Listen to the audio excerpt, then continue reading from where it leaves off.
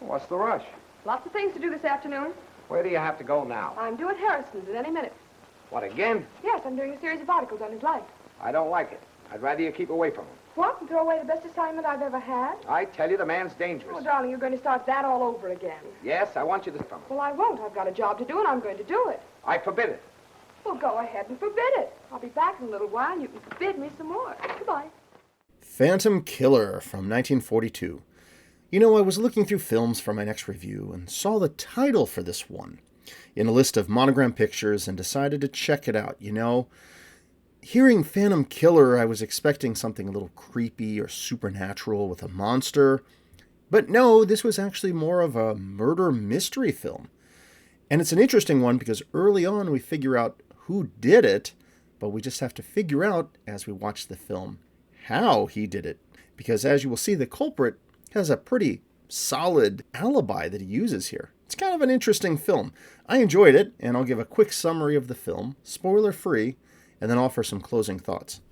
Well, the film opens up with Mantan Moreland, one of my favorite actors, as the janitor Nicodemus, and he's working and singing when he is approached by John Harrison. He's played by actor John Hamilton, whom you might recognize as Perry White from the Adventures of Superman series. Well, he asks him for the time and for a light, and then he departs. So Nicodemus goes back to his work, and he soon discovers a body on the floor in an office. His reaction is a little bit goofy.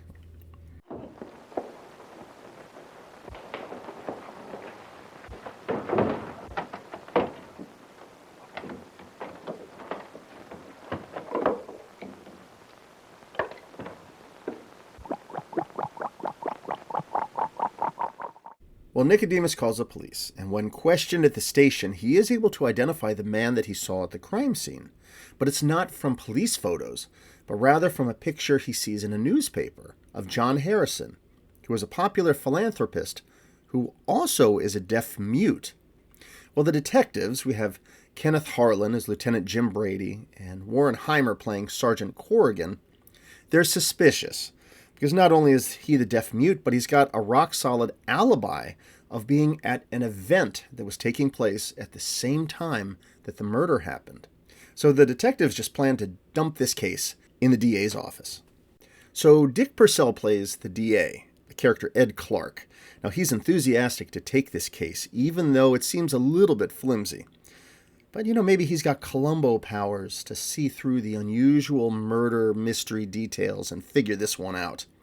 Now, he thinks that Harrison is guilty because he sees a pattern that's been going on, that Harrison just happens to be in town when other murders take place, and that the victims are always involved in finance and are found strangled at night. Now, Joan Woodbury plays Barbara Mason, who is the wisecracking sweetheart of Ed. The chief gives him the case to take on, but Barbara thinks it's because the chief actually wants him to look bad so that he won't try to go after his job. But Ed is determined he's going to stay on this case. Well, there's a court scene that takes place in which Nicodemus takes a stand, and he's able to identify Harrison. But then the defense calls in Harrison's physician and confirms that yes, this Harrison is medically deaf and mute, and soon this whole case is just dismissed, and Harrison is found innocent of the murder. So things aren't looking so good for Ed's case at this point, and to make things worse, Barbara heads out to interview him for a human interest story. And not only does she get the interview, but he offers a $5,000 reward for anyone who can find the real killer. Well, Ed is fed up, and he's going to resign from his job, but he's going to continue the investigation while Barbara continues her interviews with Harrison. Now, soon Ed gets a call from a shady character named Davy, who claims to know the identity of the killer. However, before he gets to meet with Ed, Davy sees Harrison himself and threatens to reveal that he was the killer. Not a good idea, as later Davy is found strangled in his room. Well, Ed and Lieutenant Brady interrogate Harrison through an interpreter, and they seem suspicious as to why he would have a piano in his possession if he's a deaf mute. Barbara is there at the same time because she's continuing to interview Harrison, and she's really annoyed by Ed at this point, that he continues this interrogation of Harrison. And Brady says he plans to return the next day with a search warrant. However, the next day Ed shows up for work and finds out Brady is dead. He had been discovered murdered that morning. Strangled. Well, Sergeant Corrigan has taken over the investigation and is determined to find out what happened. So it's up to him and Ed to crack this murder case. Can they figure out how Harrison pulled off his murders? Well, no spoilers. You'll have to see the exciting ending for yourself. So my thoughts on this one. As mentioned at the beginning of the review, this one went a little against my expectations. Usually when exploring old films, I go into them knowing very little about the film. Either it's got an actor in it that I like, or it's done by a director I enjoy, or the film was recommended by a viewer on my channel. Something like that. So generally I just dive in, knowing very little about the film. And again, reading Phantom Killer, I was expecting something a little spookier, something supernatural. And while there is a little bit of suspense in the film, namely scenes involving that piano, the film is pretty much just a well-crafted detective film. And I really enjoyed it. It's a fun formula. It's got a little bit of romance, a little bit of comedy, and a clever murder scheme that kind of keeps you wondering, how did this Harrison character pull off these murders? Until the big reveal at the end of the film. Just as you watch it, don't read into it too much. Don't overanalyze it. Just enjoy it for what it is. We never really understand Harrison's motives for the killings, and it did seem a little goofy that Harrison just shows up at the murder and is just totally chill with, talking to people at the crime scene. Like, hey, buddy, you got a match? I mean, I've watched enough detective shows to know that even if you've got an established rock-solid alibi, you probably should try to be a little more discreet when you go about it, I also noticed that the moments of comedy in this film, it could kind of derail some of the tension of the film, but these are minor gripes. It's an enjoyable Monogram film, so I could look past all of that.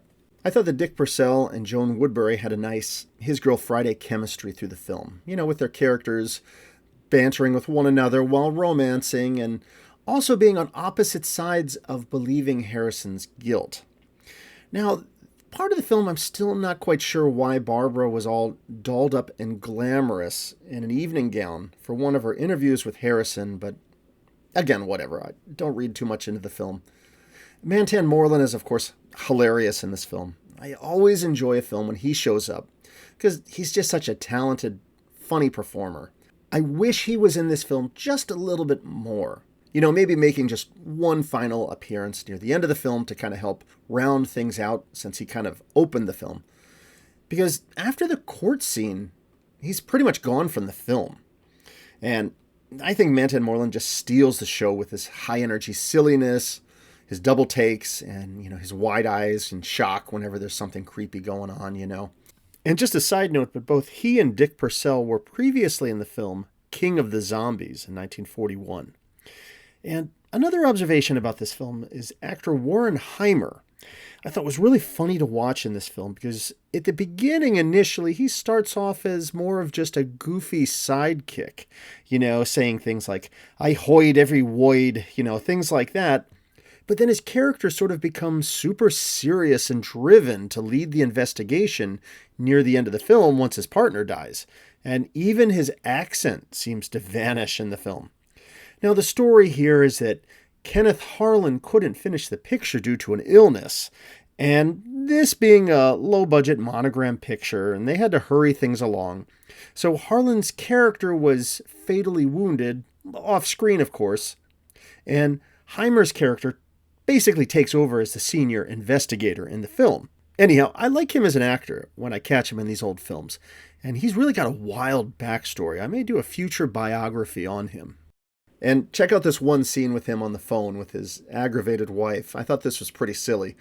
Listen to that cartoonish, high-pitched voice on the phone. Some of the words he used wouldn't get by the Hayes office. Just come in. I don't care if the captain is there. Put him on. I'll tell him a thing or two, too. Well, not very much, so you see. I see. I see both of you sitting around your office here doing nothing. So one final note, Phantom Killer was actually a remake of the Lionel Atwill thriller The Sphinx from 1933, and I might review that in the future on the channel. As for this one, Phantom Killer might make you think something supernatural or creepy, but it's really not. It's just a fun detective story with humor, romance, a little suspense, with some good performances. Again, don't read too deeply into it or try to analyze it, but just go into this one and enjoy it. It's an entertaining old Monogram picture worth checking out.